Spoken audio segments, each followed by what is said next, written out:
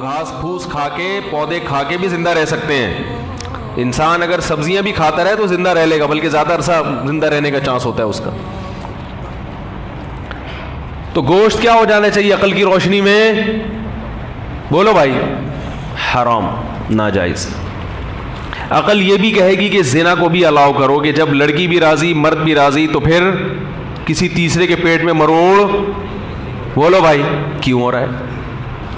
اور پھر عقل یہ بھی کہے گی کہ ہے تو شرم و حیا کے خلاف بات, مگر یہ جو آج کل قانون سازی ہو رہی ہے نا عقل پرستوں کی, گے سیکس کو الاؤ کر دیا اور اس طرح کی بیہودہ چیزوں کو, یہ سب چیزیں کیا ہو جائیں گی معاشرے میں؟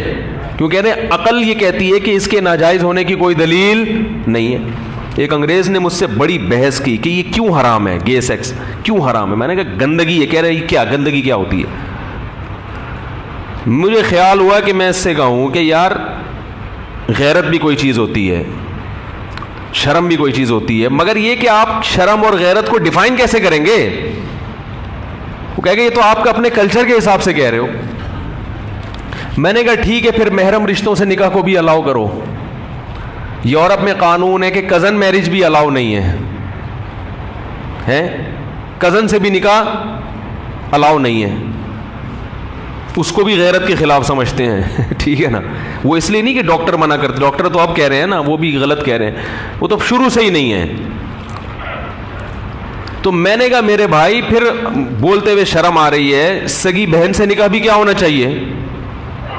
ہم کیوں حرام کہتے ہیں سگی بہن سے نکاح کو؟ غیرت کے خلاف. تو یہ کہاں جائے گا زمانہ, کدھر جا کے, یعنی معاملہ کدھر تک جائے گا؟ وہ کہتے ہیں کہ نہیں یہ الاؤ. بولو نا بھائی, عجیب بات ہے کہ مردوں سے شادی الاؤ اور عورت جو قریبی محرم ہے اس سے ناجائز. تو وہ بھٹکتے رہیں گے, ان سوالات کے جواب ان کے پاس نہیں ہوں گے.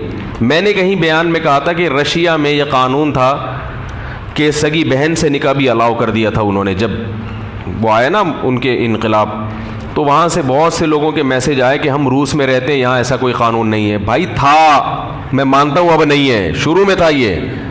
جب بالکل انقلاب آیا ہے نا اس کا, وہ کون سا تھا,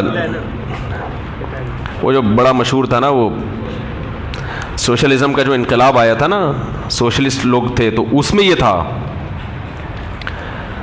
کمیونزم جب آیا تھا نا بہت پوری طاقت کے ساتھ, تو انہوں نے پھر یہ لا تھا کہ بھئی سب جائز ہے.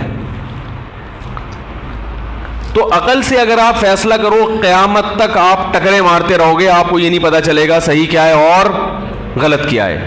قیامت تک ٹکرے مارتے رہو گے آپ. بہت کچھ ہے اس پر بولنے کے لیے.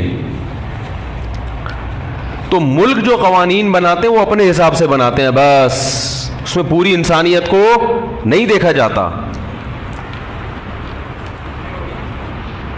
آپ اچھائی اور برائی کا کرائیٹیریا